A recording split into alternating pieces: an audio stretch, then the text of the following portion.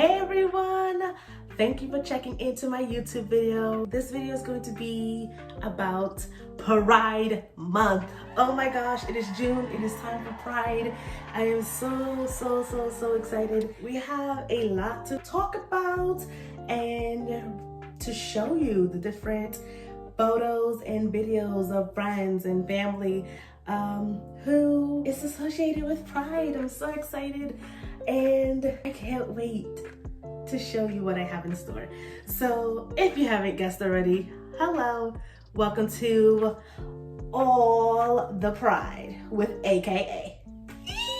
Coming back, I'm gonna take what's mine. There's nobody else gonna save my life.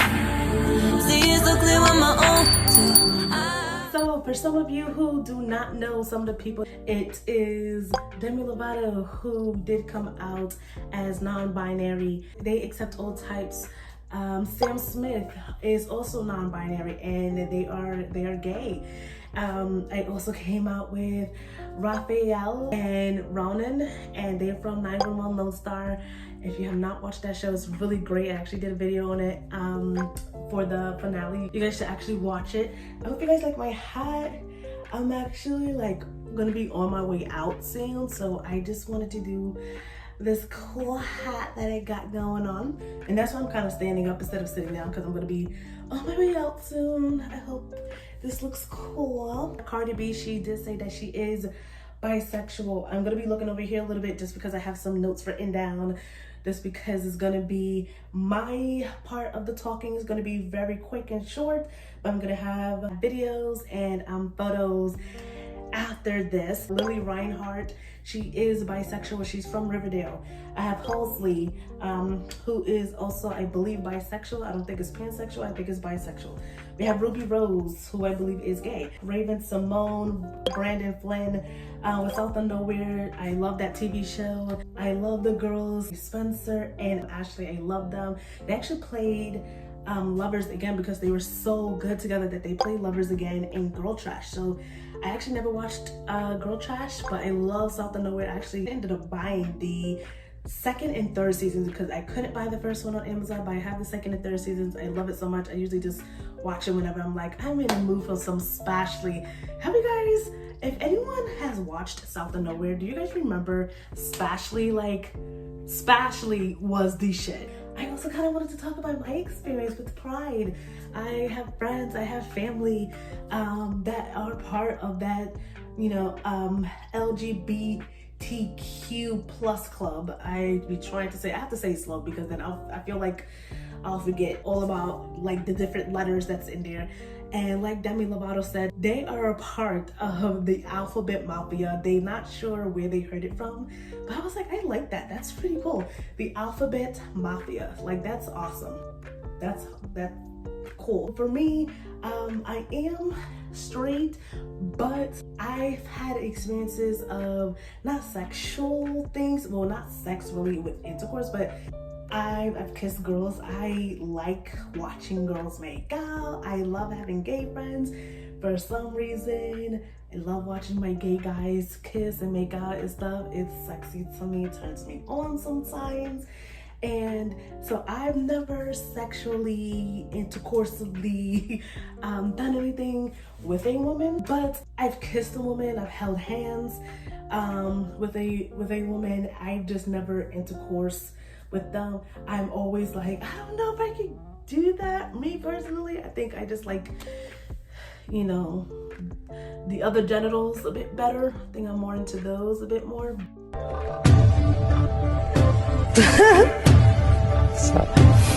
But I'm not a person that judges. I'm not a person that's oh my gosh, you date the same sex, you date this thing and that thing, and it's who cares? That you're not gonna hurt me doing what you love.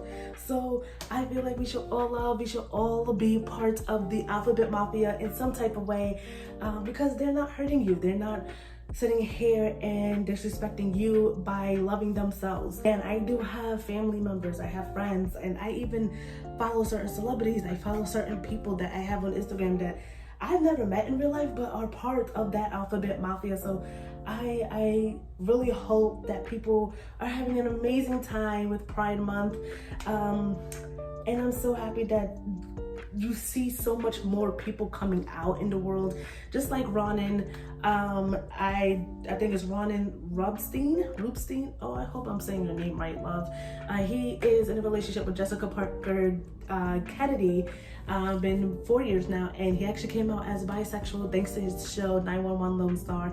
So hopefully people are enjoying that show, but are enjoying the stories of what people are putting out to kind of hopefully help somebody else to come out and be okay with who they are sexually, you know, themselves. So without further ado, you guys, here are videos of family members and friends, and even some photos of some friends talking about their life being part of the Alphabet Mafia and with their significant other. I hope you guys are enjoying Pride Month. Hi, my name is Augustine Alexander, or you can call me August X for short. I am an actress, I am a dancer, I'm a model, and I am a queer woman. Happy Pride Month, guys. Okay, I thought I'd take you guys through a little synopsis, if you will, of my sexuality's history. I first realized I was queer when I was in 6th grade, which is around 2012, and it's because I had my first girlfriend. I had boyfriends beforehand, so I had always assumed I was straight up until I had my first girlfriend, and she blew my mind because I was just like, women. So when that happened, I kind of thought I was a lesbian for a little while. It was just because bisexuality was just not a real thing back then. Like, we didn't acknowledge it as a real sexuality. I hate that. I hate that we didn't give bisexuality its props and recognition. Like, we really shatted on it. We really did, guys. Not me. I personally didn't shit on anybody's sexuality, but in general, society really shitted on bisexual people and pretty much still do. I thought I was a lesbian because I was dating a female, and that's just kind of like what society was telling you, you know? Like, if you were with someone of the same gender, you were automatically gay, you weren't bisexual. Bisexuality is just for people who didn't come to terms with who they were yet.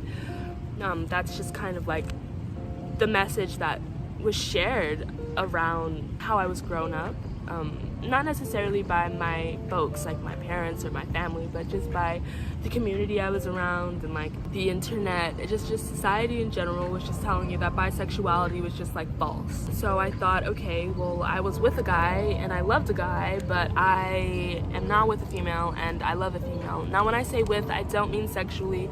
I was not sexually with anyone back then. I was a child. I didn't start having sex in 8th grade or 6th grade.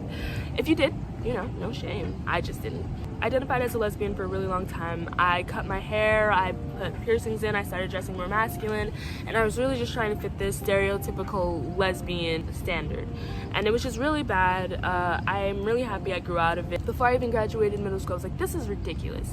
And I started identifying as bisexual. When I realized, you know, I'm not a lesbian, I'm not straight, I started identifying as bisexual. And a lot of people thought that was just like me trying to slowly come out. And it wasn't. That's just not how the world was working at that time. It was a little difficult. I started identifying as bisexual and I stood there for a little while. By the ending of high school, I started identifying as pansexual, and I was there for maybe around 3 to 5 years, somewhere in that time span. When I started identifying as pansexual, it felt really good because no one judged me, no one gave a fuck, and really and truly, I felt comfortable being there. For those of you who don't know, pansexual just means that you date people and gender just doesn't play a part in it. I've been pansexual for a really long time, but recently I have started identifying as omnisexual, which is very similar to pansexual. It means that I'm still very much open to dating any gender. It just means that I do have a preference. I do prefer women. And when I say women, yes, I also do mean trans women. And I hate that I have to say that, you know, I wish that it was just an automatic thing. If I say women, I mean trans women too. And that's where I'm at with my sexuality and with who I am. Man, I'm just so happy. Hi, I'm Nick, and I identify as bisexual, even though I think when you're looking at sexuality in terms of its very broad spectrum, I'm not sure where I sit on it, and the journey to figuring out my sexuality started when I was about 11. It's when I realized I was attracted to guys, and because of where I grew up and like just my upbringing and my family, sexuality was painted very black and white, so it was either gay or straight. You know, I didn't know what bisexual was. For a long time, I was just dating girls to hopefully make the gay go away, I guess. And didn't work. But it wasn't until I got to college that I even realized I was attracted to girls after I started experimenting with both.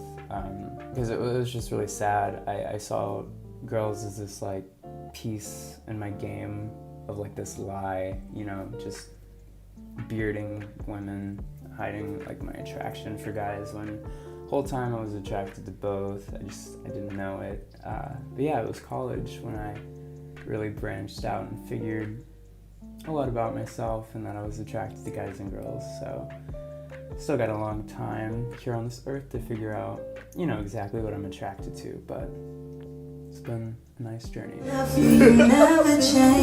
Come on! You gotta answer, we don't know! Yes, Yeah, she talking about she ain't gonna cry, y'all. Move! get out the way! Oh, she's married!